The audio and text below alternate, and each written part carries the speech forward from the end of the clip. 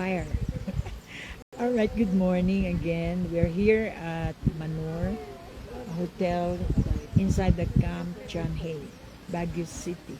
And again, I promised you to have this how to be fruitful. You know, my life has been a testimony, and I thank God for the opportunity that I reached this level. You know, when you're aligned with God, you reach such levels na pinaparanas ng Lord sa lahat ng naglilingkod. So, we're going to have Taglish now. Magandang Sunday. It's a beautiful Sunday morning. Maaga pa po kami nag-worship, nag-praise. At alam niyo naman, if you're on mission, you're really giving priority for the connection that you have to the Lord. And we did a wonderful worship, praise and worship inside our room, and also of course surrounded the Camp John Hay.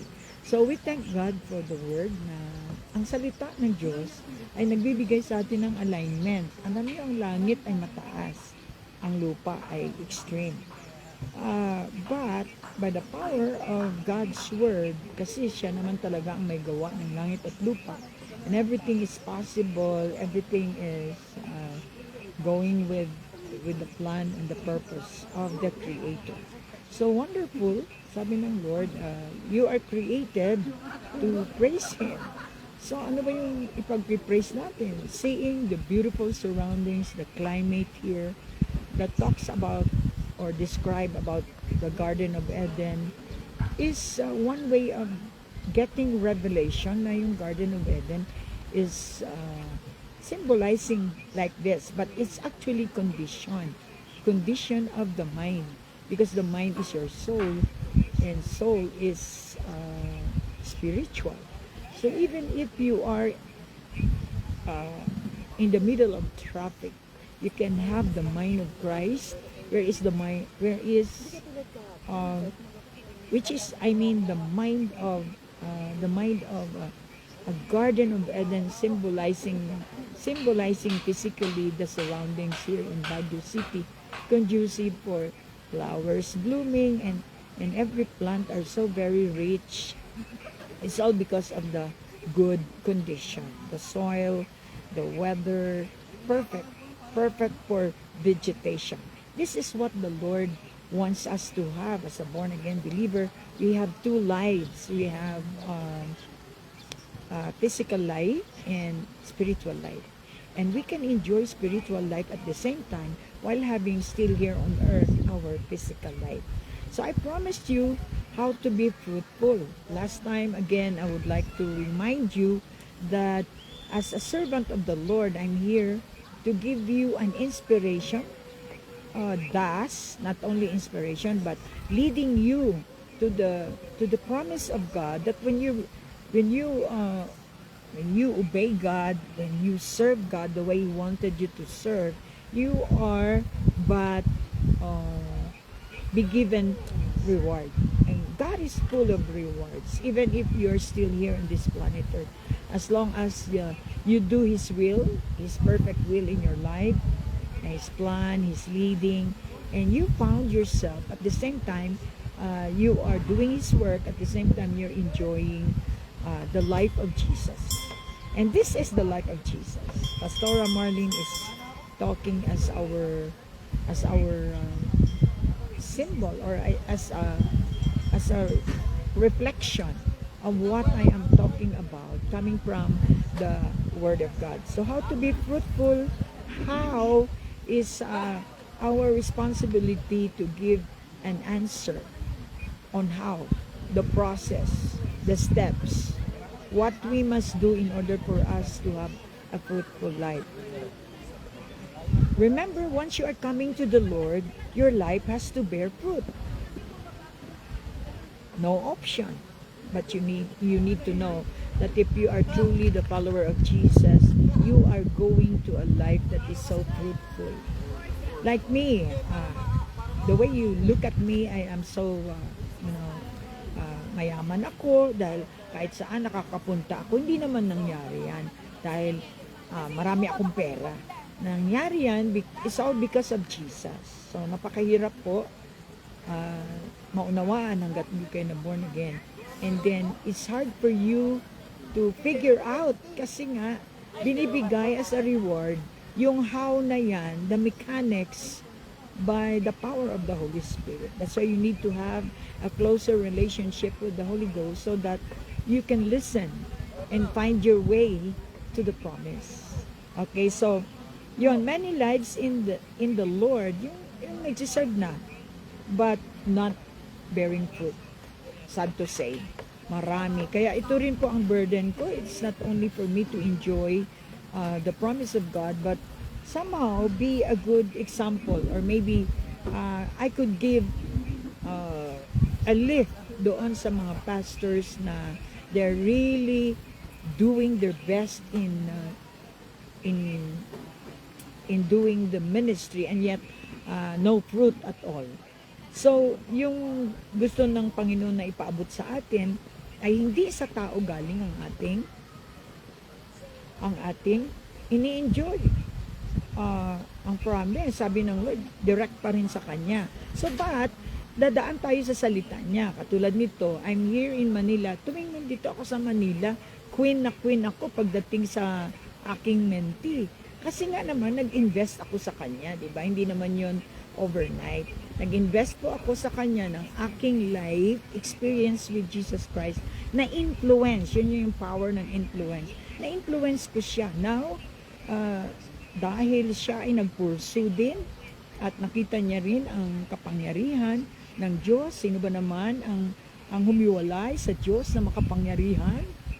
Diba? So, ngayon nakikita ko that joy is soaring high kasi sila po ay nihambing ko sa agila katulad ni Jesus na siya ay naghahambing sa atin. Ang ating leadership must be high in, kung tinatawag, nasa generation na tayo ng high technology. So kailangan tayong mag-adjust. Ngayon si Joy ay talagang naka-high in na.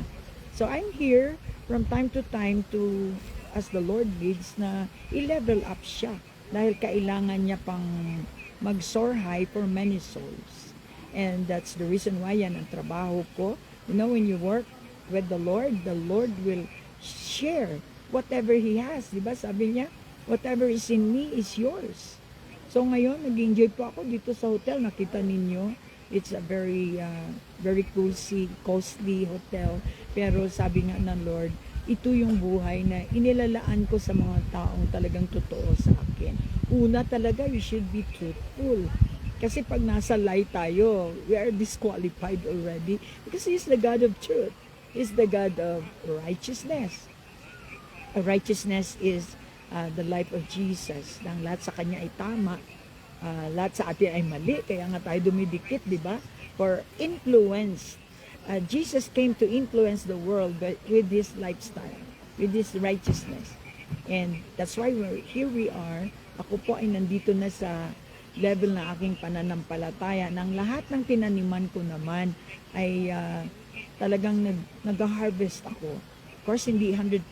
Yung iba, medyo, alam mo, ang role natin minsan kung sa tilapia pa.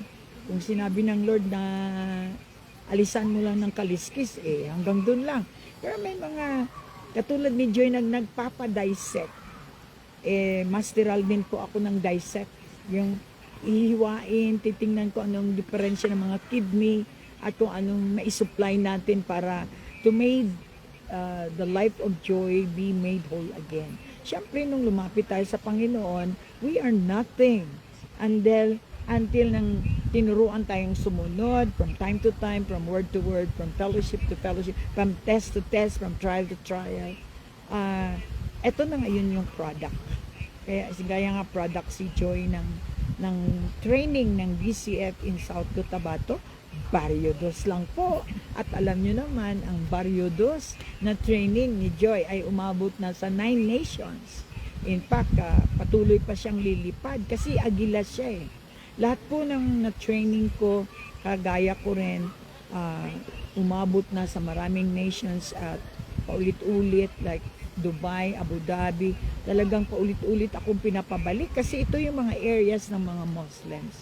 But yung lahat ng na-mentor ko talagang they will just follow my footsteps, and for sure they will have that greater experience than me. So kaya po, you have to be fruitful ayon sa salita ng Diyos in God's timing. Like me, nasa timing na kami. So He aligned us. Tulad ng sinabi ni Pastora John na kami din, darating din kami sa ganyan. As long as you focus. The word focus is very important. Kung hindi naman kayo interesado at hindi kayo well-focused, talagang hindi nyo marating ang gusto nyong marating. Natural, maraming distraction sa mundo. Diba? Katulad ni Joy. She determined to really serve the gospel kasi nakikita niya yung tunay na future, hindi dito sa lupa, kundi doon sa pangako ng Diyos. Ito partial lang ito mga patikim lang, but yung real na promise ng Lord is to be with Him forever, na nandun na ang lahat, walang kulang. And kung mag-aim lang naman tayo, mag-dream na naman tayo, yung big time na, yung pinaka big time dream mo is to have this kind of life without an end, and that only Jesus can offer that. So God began to extend His territories through us. Kaya nga, from nation to nation, we are engaged globally for the expansion of His kingdom. So we are ordained to go and make disciples. So kung ano man yung ating training, that is your commodity. No, you go from one nation to another nation to bring the product. You are the product. So that's why you're bringing influence, and you're making a difference in Jesus. So we go different nations, and then I know how it is to die. Alam kong namatay na rin si Joy sa kanyang sariling pleasure, kasi yun po ang katapat ng gusto mong tagumpay. No pain, no gain. So kailangan niyang i-barter yung kanyang pleasure na hindi ayon sa promise ng Lord. Anyway, kung we're talking about pleasure like sex, ito yung talagang pinaka-admire ng mga tao sa mundo. Hanggang dito lang yan sa lupa. So mag-enjoy ka dito sa lupa, hanggang dito ka din. But if you are willing to barter greater than that, di ibig sabihin hindi ka na mag-sex. Dito kapag may asawa ka, that's a gift. Now, kung ibinarter mo naman katulad ni Jesus at saka ni Apostle Paul, so you realize hindi pala ito ang necessary sa totoong buhay. This is just done for the expansion or for the furtherance na ma-multiply ang mga human race, dahil magpipili ang Diyos ng kanyang magiging pamilya forever. So we are most privileged born again believers na tayo yung pinili, nilagyan ng kanyang Holy Spirit for us to be sanctified, set apart, for what? For His higher purpose. Amen? I hope nagpapalakpak kayo dyan. So God began to aligning us to Him to prosper. How could you attract the world? Kaya yung sinabi ko sa inyo na I wanted to be like Jesus. Ano ang gagawin natin if you wanted to be like Jesus? Gusto ng Lord na hanguin tayo sa darkness. That's why I don't like to be poor. Sounds like hindi maganda. I don't like to be poor. Parang wow, ang yabang. But kapag sasalita ka ng Diyos, diba, nung araw medyo takot tayo magsalita niya, no? Pero ngayon, we are so bold to tell the world that, well, I want to be like Jesus, and Jesus is the King. May hari bang poor? So I don't like to be poor. I don't like to be sick person. I don't like to be like I was before. Kaya nga, I am now in Christ because my life is totally different from my life before. So ngayon, now, nandito na tayo sa prosperous life. Paano po natin masabing prosperous life tayo? Marami po tayong pera? No. Hindi naman sinabing wala kang pera. But yung prosperity kasi connotes multiplication, connotes expansion, connotes freedom. Yun po ang prosperity. Yung bang lagi kang may extension. Kung may noodles ka, mayroon kang extra na dalawa. Yun yung prosperity. Hindi kailangan dumami yung pera mo para sabihin kang prosperous. Maraming pera, prostrated, suicidal. Hindi yun ang ibig sabihin ni Jesus. 3 in 1. God made you whole. Joy Bacod, you were torn. You were broken. And now God made you whole again. It's a process. Hindi yun overnight. Now, as I enjoy my level, my mentee is also enjoying because now they know they have a footstep to follow. Ang hirap po, pumunta ka sa lugar walang usher. There is an angel to usher you going to heaven. Kung sa Palawan nga, meron kaming angel. Dito sa Cavite, meron kaming angel. This way tayo, dito tayo, shortcut tayo. Diba? Ganon. So, God wants you to be prosperous in life. And I can say that I am prosperous in everything. Because prosperity connotes joy. Paano mo masabing prosper ka pero you're not bearing fruit? Yung mga kasama natin, purihin ang Panginoon, hindi naman natin nakikita. Pagdating sa bahay, ang bahay natin ang dumi. So, hindi siya magiging kaharian ng Diyos.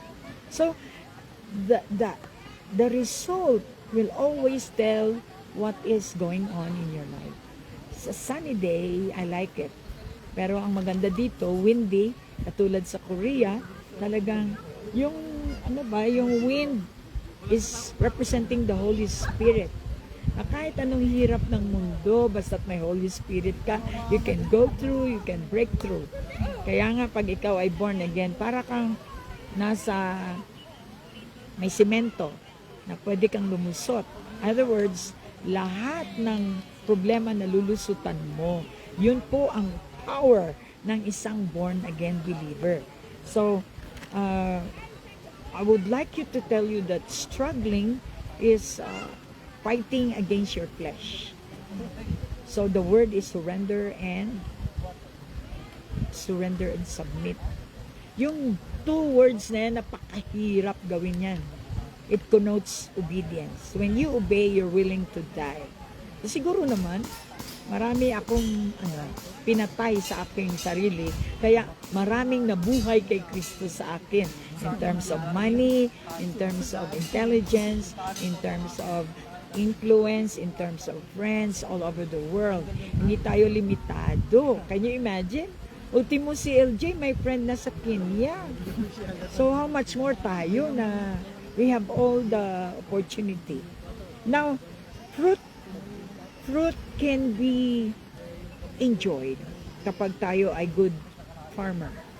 So ano yung mga ginagawa ng farmer? Sabi ng Hebrews, we follow that spiritually.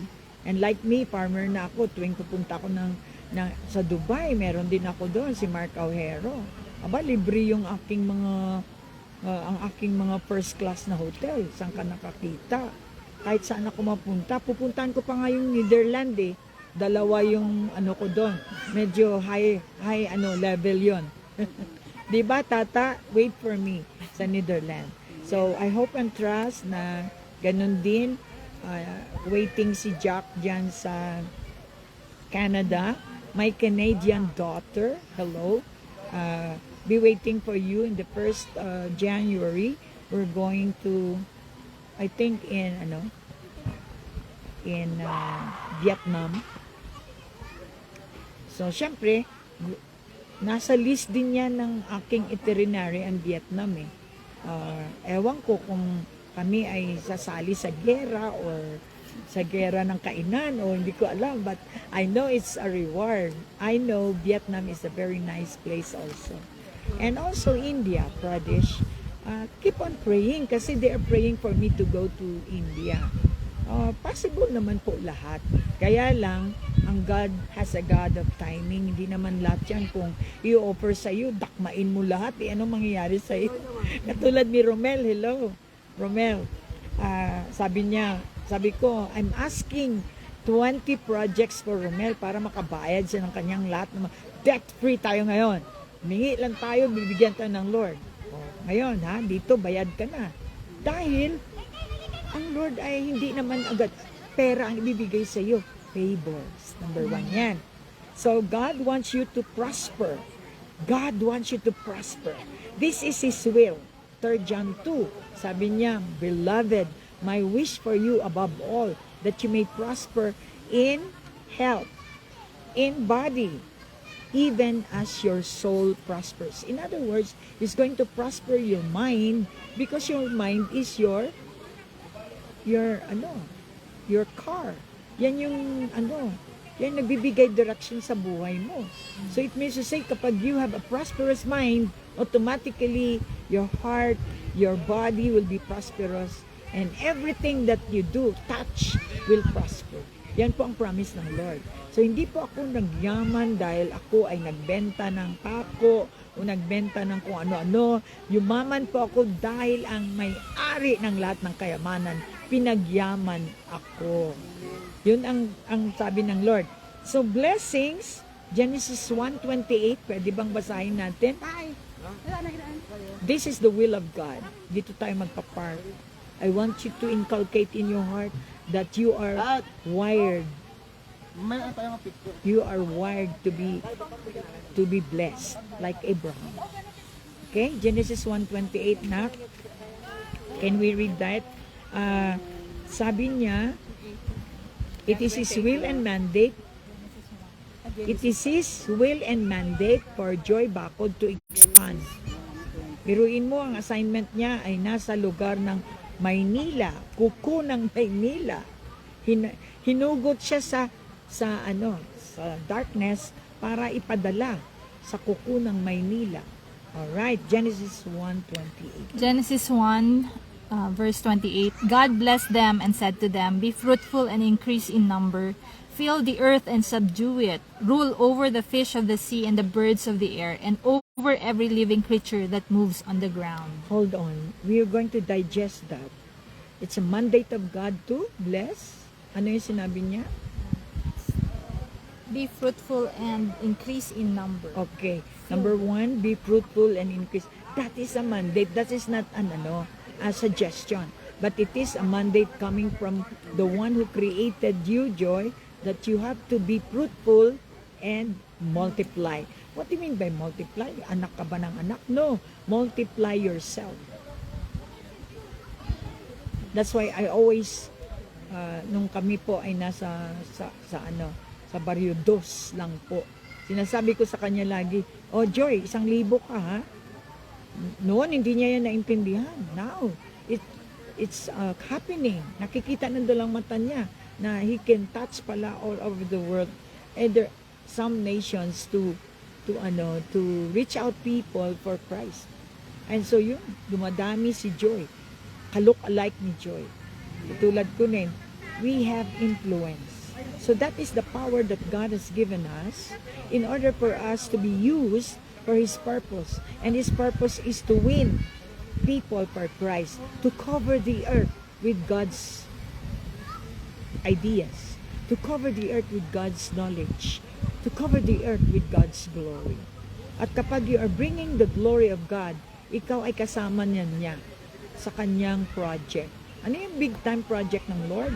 To make earth like heaven. And so I am so proud that I am a part of that big project. Diba? We are so proud nga may project tayo. May project tayo sa ating mga businesses. But this time, hindi lang road ang ating pino-project dito. Talagang buong planeta.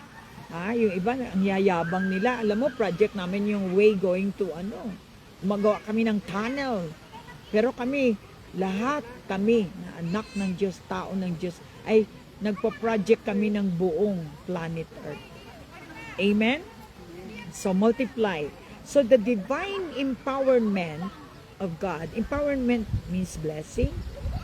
Kaya nga bago din-deploy si Ate Joy dito sa Manila, na-train muna siya, na tested and proven muna siya, And of course, with my recommendation na siya ay ma-deploy na sa kuko ng Maynila. Natural, bago siya dineploy, in-empower mo na siya. Binless mo na siya. Other term of empowerment is blessing. God bless you just like Abraham. He was blessed first by God to be the father of all nations. And it did happen. So, divine enablement is the power. Divine enablement is the grace.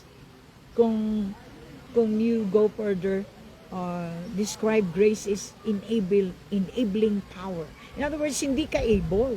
Wala naman tayong kakayahan. But because of this grace, regalo ng Diyos, He enables you. He enables you to do the enablement sa buhay mo. He enable you. Hindi ko kaya to, hindi ako marunong ganyan. But when God give you grace, give you power to do it, you are surprised. Na hindi ko ito kaya noon, ba't ngayon kaya ko na? Nung araw napakahirap ka, pumunta lang na Maynila, ang hirap-hirap natin pumunta na Maynila. Ngayon, accessible na si Diyos sa nations, ha? Di pag nag-graduate tayo, medyo marami na yung nations na narating natin. What is next? Wow, going to the great nation of heaven. Hallelujah. Hallelujah. Wino-work out naman talaga lahat. Hindi pwedeng sabihin mo lang, pupunta ako doon. You need to process. And process is the way for you to get your success. Yung iba naman kasi, kaya hindi tumatagal sa mga churches, hindi tumatagal sa kanilang mentors, sa kanilang pastors, because they don't want process. Ayaw nilang ma-rebuke, ayaw nilang ma-correct, ayaw nilang ma-train, ayaw nilang pakialaman yung buhay nila. Hindi ko maintindihan, ba't tayo pumunta sa church tapos ayaw nating pakialaman tayo? Gusto lang natin pakialaman tayo kapag tayo ay nangangailangan. So yan, gusto ng Lord. Makialam siya. If you allow Him na makialam siya, He's going to enable you to give you what you need. Hindi naman pwede, sabi mo, pwede ba, God, bigyan mo ako ng ganito, pero wala kang pakialam sa live-in ko, ha? Ganun. So, bago naman ibigay ng Diyos ang kanyang pangako, sabi niya, be holy, for I am holy. Mapaproseso tayo bago tayo mag-enjoy ng kanyang promise. Multiply, ha? Multiplication is the work of the Holy Spirit. Sa kanya kasi wala imposible, di ba? 1 second, nandun siya. At the same time, nandito siya. Ha? Can you imagine? Ang Holy Spirit nandyan din sa inyo. Nanonood kayo, nandito din ang Holy Spirit, nandyan din ang Holy Spirit sa inyo. So He has the ability to multiply as far beyond your comprehension. He's so powerful, God. And so, sabi niya pa doon, multiply, then subdue. What do you mean by subdue? Kaya we're talking about how we're going to reach out people without offending them. By the offensive word. Galing, ha? Can you imagine? Bigyan ka ng Diyos ng offensive armor. Pagkatapos sabi niya, patayin mo yung tao na hindi niya maramdaman. So hard. But the reality is talagang makaramdam ka na nasasaktan ka kasi pinapatay ka nga di ba? Pinapatay yung old life mo, talagang nasasaktan ka. Yung killing me softly, kaya from time to time, no? Hindi yung one time lang, buti kung one time lang nasakit. Pero hindi, from time to time, bawat ugali mo, operahan talaga ng Lord, ang sakit nun. So, subdue. You become a subduer. Like katulad ng kuko ng Maynila, isa-subdue ni Joyan. Hindi naman ganun na first year niya, second year, nakasubdue na. Dami rin nangyari bago siya nakapasok. At ngayon nakikita ko sa kanya like Shadrach, Meshach, and Abednego. Pag pinasok ka sa furnace, yung lalabas ka na wala ka man lang usok, yun po ang proof na you become a subduer. Come on, palakpakan natin ang Lord. Replenish. I-replenish niya yung mga nawala sa atin. Parang bahay ba na walang laman, tapos ilalagyan niya. He will make it beautiful. Ikaw ay bahay niya. Dati na walang alam. Hindi lang walang-wala, kundi may mga bulok pa no? Kailangan tanggalin yung mga bulok, i-replenish niya yung mga dapat na ilalagay sa bahay na yan, sa iyo, because we are the temple, then we can become a beautiful and attractive house of God, the temple of the Holy Spirit. Kaya we can become a star. So, kailangan po nating maging star dito sa mundo because this mundo is very dark. Kaya lang naman gumanda ang mundo dahil sa stars. At pakisabi sa katabi na alam mo, ikaw yung nagpapaganda sa mundo. Ikaw nagpapaganda sa mundo. Yes. So, and then you take dominion. Take dominion means you take manage. We do not manipulate people. We manage people. Kasi maraming tao, hindi marunong mag-manage, katulad ko rin noon. Kaya nga, nandyan yung nanay natin, tinuturuan tayo, o ganito maglaba, ganito. So, we are all under the management of our parents before. Then, leader. Then, nagli-level up yan. Kaya ngayon, spiritually, you're under the management of Pastor Marlene. So, ang gagawin ko kapag minamanage kita? I'm thinking of what you lack to make you more better than me. I'm thinking of what you need in order for you to serve the purpose. That's why you are taking dominion out of the knowledge and power that God has given you.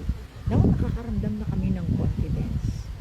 Hindi kami natatakot sa demonyo dahil nalaman namin na ang demonyo ay under our authority. So, katulad din ni Pastor Raymond, congratulations. Yung marinig pala yung pangalan ng BCF, alam mo, yan yung dream ko eh. Nung araw talagang nag-labor ako. Ngayon, yung pangalan pa lang, takot na yung mga demons. Tama ba? So, lalo na pag nag-appearance tayo. Sa pangalan pa lang, sa sasakyan pa lang ni Pastora, nagtatakot yung mga demons eh. Yun pa kayang si Jesus mismo ang bababa. Right? So, it is true by your experience that you are able to share. Pag wala tayong experiential knowledge, kahit meron tayong knowledge na through by reading, hindi natin na-experience how to deal with demons, talagang wala tayong masabi, then powerless tayo. Kaya tulad tayo ng purihin ang Panginoon, pero wala naman palang ipapakitang power. Dahil ang power po ay nagre-represent ng Diyos. Belong to God, you must have power. Hindi yung kilikili power, ha? Power to win souls. Yun naman talaga ang mandate ng Lord. So, lahat yun, spoken because God wants you to be fruitful. Yun yung mga na-mention dyan sa Genesis 1:28. Mandate yun ng Lord. Now you know, ha? I have the ability to multiply. I have the ability God-given to subdue. I have the ability to take dominion. Kaya pag kayo ay na-hire bilang manager, wala nang tatalo sa inyo kasi naman, yung excellent na Diyos nandiyan sa iyo. Sino ba ang tatalo sa iyo? Yung attached lang dito po, how you would show your power and authority is your character. Kung marami kang pera, wala ka namang character like Jesus, papatayin ka ng pera mo. I hope naririnig ako ng maraming pera yun ng mga tao na nawala sa character. No? Kaya kung minsan, napapagkamalan pa tayong mga slaves dahil hindi tayo nagpapaka kung ano tayo. So, He has no desire for you except to be fruitful. Kapag tayo ay beloved ng Diyos, di ba ikaw pag nag-love ka sa person, nagdi-desire ka ng mabuting kinabukasan, binibigay mo lahat because you love the person. You care. Ganon yun, galing yun sa Diyos. Yung naranasan ninyong love through me, through my mentoring, galing yan sa Diyos. I always give God the glory. Hindi ko rin naman yan ma-share sa inyo kung hindi binigay ng Diyos sa akin. So what I can share exactly is no less, no more coming from the Lord Jesus Christ. So I want you to give back the glory to God. You can thank me, but you have to give glory to God because siya ang source ng lahat. Now He has no desire for you but to bless you, to empower you, to enable you. Dati you cannot You cannot do things, Joy, di ba? Now all things are possible with you. Why? Because you have received the empowerment of God. Just like God did to Abraham. So He empowered men to be fruitful, to be multiplied. And He always said, I, the Lord said, I. Who said I? God. We say, who is the owner of heaven and earth, telling you, I will bless you. Ang ano dun, tananggap mo ba? Pinaniwalaan mo ba? Can you imagine, ang Diyos na may-ari ng lupa mismo nagsabi sa'yo, I will bless you. Ang ibig sabihin, I will empower you just like me. I will give you enablement for people to know that you are mine. Yung identity doon na anak ka is yung kapangyarihan. Kaya nga, anong ibig sabihin ng anak ng Diyos? Pag sinabi mo anak ka ng Diyos, hanapan ka talaga ng result. Okay? Tingnan natin kung totoo ngang anak ka ng Diyos o anak ka ng tinapa o anak ka ng ni Janice. So, yun ang resulta po. Pag sinabi niyo anak kayo ng Diyos, meron kang wala sila. There is a big difference when you say, I'm a child of God. I'm a son of God. So, you cannot be blessed and not bear fruit. Tandaan niyo yan. Ulit-ulit niyo yung Genesis 1:28. And you realize na yung taong nagsasabing, pinagpapala ako kapatid, pinagpapala, binless ako kapatid. But you are not fruitful. Asan yung fruit? Yung church po natin na 40 years na at hindi pa rin tayo nakakapagpatayo ng simbahan natin. Mukhang magtanong na kayo. Baka kayo ay nasa wilderness pa rin. So, magtanong, di ba? Pag nawawala tayo, anong ginagawa natin? Nagwi-waste. Di ba? God's way. Ano sabi niya, magtanong ka. Hindi ka kasi nagtanong, kaya 40 years, ikot ka ng ikot. Dito ang labas ng poverty. Dito ang labas ng live-in. Dito ang labas ng drug addiction. Dito ang labas. I am the way. I am the way from your life being confined in poverty. Kung ngayon, hanggang ngayon, Ama, ay nandiyan kayo, whatever situation you are, hindi nagbabago ang promise ng Lord. I will bless you. Hindi nagbabago. I will multiply you. I will give you enablement to do my purpose. If you hear me, you say amen. Amen. And constantly, right lifestyle, yun ang gusto ng Lord. Living righteous, clean, conscious. Yung consciousness natin, laging lililinis because of the Word of God. Kaya nga, kailangan natin ang salita ng Diyos that will give you confidence in His Word. When you pray, you've got to use His Word because His Word will give you confidence. And by the power, which is the gift of believing the Word, is the Holy Spirit that is enablement of God for you to see by your own eyes that the Word of God is true. So there's no faith when there is sin. So faith is the substance of the things that you hope for. This is my faith. I am now enjoying the substance that I hope. I hope to be in Baguio. I hope to be in this manor hotel. I wish to be in Camp Janhay. So what I did, I have faith.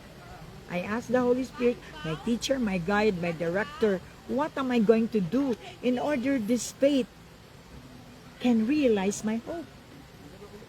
Are you getting something? Alam mo, umiinit ako eh. Pero I have to stop from here kasi we will be going to another level at kailangan itong retreat na to I tell you, God is with us. Bakit? Ano ang description bakit masabi kong nandito ang Diyos sa atin? Aside from enjoying, we are multiplying the time. Ilang oras lang ba tayo, Joy? So, asa na tayo? Dumating na tayo sa heaven Naglanding tayo sa mga spaceship at nandito pa rin tayo sa lupa. Can you see? Oh, ilang oras lang tayo magstay. And then God, the Word, multiply our time. Makikita mo kami from time to time. Parang Holy Spirit. You know, the Holy Spirit is a speedy God. Yun, doon ko nakita yung abilidad niya. Yung tinraining niya ako kahit nung nasa Kariktan Dance Troupe ako. Hello, my batch. Na-train ako na 34 dances in one show ng iba-iba ang damit ko. Eh noon pa, hindi pa ako born again, na-train na ako eh. So I have the hint that I can do that. Eh noon nga, wala akong Holy Spirit, I can do that. 34 dances. Lalabas-pasok ako, labas-pasok. Kala mo, parang magic. Iikot lang ako ng backstage, iba na yung damit ko. So, kinuha ko yung hint na yon. Now that I have the Holy Spirit. Totoo nga, sabi ng Lord. In 1 hour, papraktisin mo yan. He will give you enablement to make it 5 hours or 6 hours. Depende po sa inyong maturity. Now, we're here. Later, nandun na naman kami sa kabila. So, ganun lang po ang buhay. Sumakay lang tayo sa Holy Spirit. Kung si Aaron Cuneta, sakay na. Diba? Sabi nga ni Jesus, sakay na. Ano ba yun eh? Wala na maraming chatche, buretsi. Sumakay na kayo kay Jesus. Dadalhin kayo. Saan kayo dadalhin? Sa lugar na hindi nyo inaakala, katulad namin. We say bye-bye to you for now. And we're going to find mga magagandang lugar na yung iba hindi nagkaroon ng pagkakataon na mapunta. Yung iba siguro napunta rito, medyo may problema, kaya nag-check-in lang, hindi man lang na-enjoy yung mga pabor ng Panginoon. So, you can, refresh with us. Okay? So, I want you to see my, my crew here. Para nasa flight tayo. Flight attendant Joy Bacod, Eagle Bacod, and also getting the surroundings. Yan, kapakita ni Joy yung aming hotel. Ayan si Pastor Alfredo. Yan si Marilyn Dumago. Nagiging flight crew na rin yan. So, dahil kasama ko siya sa mission. And also the surroundings, Joy. Napakitan muna ba lahat? Para naman ma-enjoy, mabusog yung mga mata. Ano yung kita? With the pine trees. Okay. Ayan, yung pine trees known as Baguio City. And also, the coolness of the Kahayag sa environment. likod. So, anong gagawin natin? Okay? Ali kayo rito. Makikita natin yung aking crew na nagka-flight po kami going to all over nation. Hello, India. Hello, Hindi tayo nakikita. Australia. Hindi kayo nakikita. At lahat ng nations na hindi ko man nabanggit. From here, Philippines, Baguio City po. Bye. Bye.